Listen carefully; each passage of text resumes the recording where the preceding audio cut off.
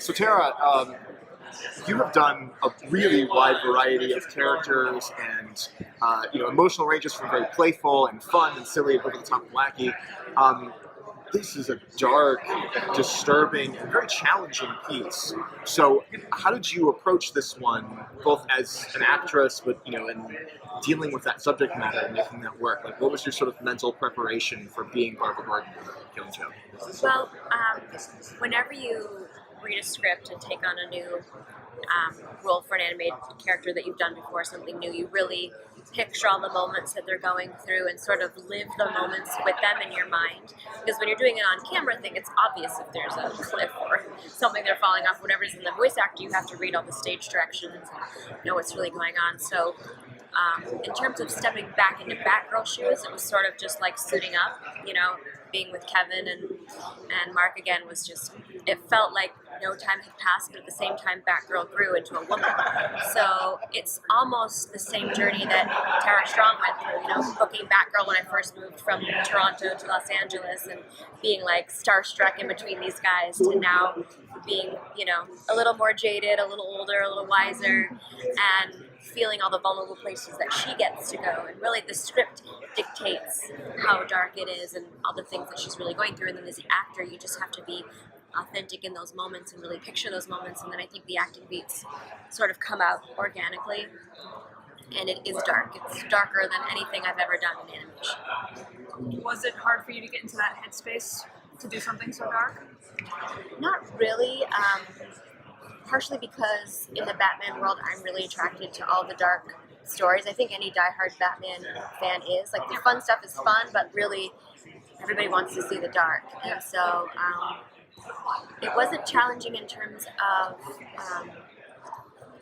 getting there so much as making sure like it's right and it feels right and it feels organic and the fans of The Killing Joke are going to respond well to it and hope that everything that we've tried to do, really comes out when the fans see it. So they're not like, oh, we hated that part or hated that part. Their fans are very verbal on Twitter. So.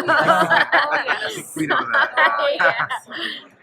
So Barbara goes to a very dark place in this story. Was that hard for you to see a character who you've been part of for so long kind of have such a trauma happen to her? I'm not going to lie, I cried. I cried. I was like watching it on Monday. And there were a few moments that I got really teary, and then for some really dark moments, I cried. I'm like, wow, you're crying, and it's a cartoon, and you're in it. Snap out of it. But it's just so well done. It's really, I think, a masterpiece in animation. So just on that, that iconic scene where the Joker knocks on the door and Barbara opens that door, how did you approach that particular scene? I approached that scene as I would visualizing it happening in real time. So for me, in that moment, it was just as much of a shock as it would be for somebody watching it and not knowing the story at all. And even rewatching it, even though I had performed it, it's still shocking. It's still dark, and it still really hits you. And I don't know that you could really ever be emotionally prepared for that, like to really see that, other than just being in that moment and living it and like experiencing and hoping that, like I said before, comes out when it's all done, which I think it did. I think it's just so incredible. There's a lot of controversy surrounding this movie because of the book. People were trying to boycott it.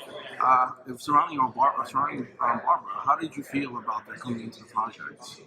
Well, I didn't know how controversial it was before, and actually being in some rooms with Bruce and listening to how many times they've tried to do it and how it almost was, and now is obviously the right time. And it's sort of like anything else you do. If it's got some controversial elements, as long as you're proud of it, which I am, you just hope that the fans respond to it. And I think they will. I think that if you're a true fan of the comic, you're not going to be disappointed. How do you see the role as far as the current climate of female characters becoming such a bigger element in traditionally more male-dominated pop culture? Well, I think we've seen a lot of really great, strong female characters and heroines, and Batgirl is such an iconic one, and I feel really blessed to have been playing her for so long. I did Kevin Smith's podcast. He's like, "Do you know that you've clocked more hours as Batgirl than anyone else?" I'm like, "No, I didn't know that," but he knows everything. So, yeah, I just wait. What was the question? In light of the current trend so of female characters. Yeah, so it's nice to play someone that's strong but also vulnerable. Like there's a lot of humanity to her. When women watch it, they're going to be able to relate to a lot of moments that she goes through. And even though it's still animation and they're doing pretty extraordinary things, it's very humanized. This particular story is very emotionally charged. And I think it's a great role model for girls to be strong and then be able to sort of feel their vulnerability without beating themselves up too much. Do you hope to play Oracle one day, or she becomes? I think that'd be really cool. I really do. It's a different sort of role model for girls and for a lot of people. And I think it's important. I remember when we were doing Extreme Ghostbusters, one of the Ghostbusters, Jason Marsden played, a hero in a wheelchair. And we had so many amazing fans and great feedback of having this hero in a wheelchair. And why not? I mean, if you saw yesterday, there was this crazy video going around Facebook with all these amazing athletes in wheelchairs or missing limbs and doing all these great things. And it's so nice for everybody to be represented in animation. So I think it would be amazing. I would be all in.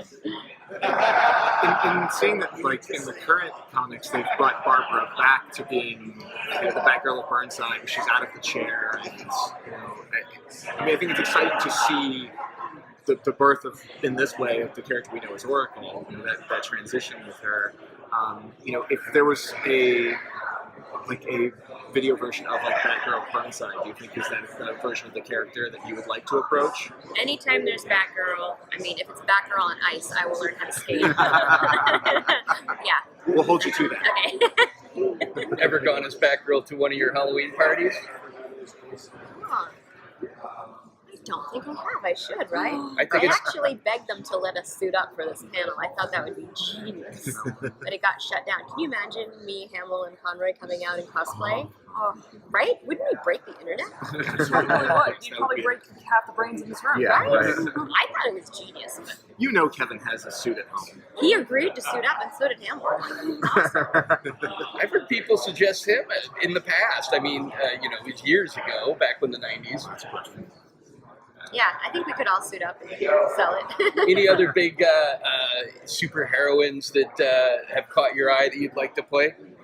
Well, I feel pretty lucky being able to play Batgirl and Harley. They're certainly two completely opposite characters. And Can you do the Harley voice for us? hiya, Bud. Nice to see you guys. Oh, Mr. J. Yeah, I feel pretty lucky already. Awesome. Thank you so Thanks, much. guys. Thank you. Thank you. Anytime. Thank you.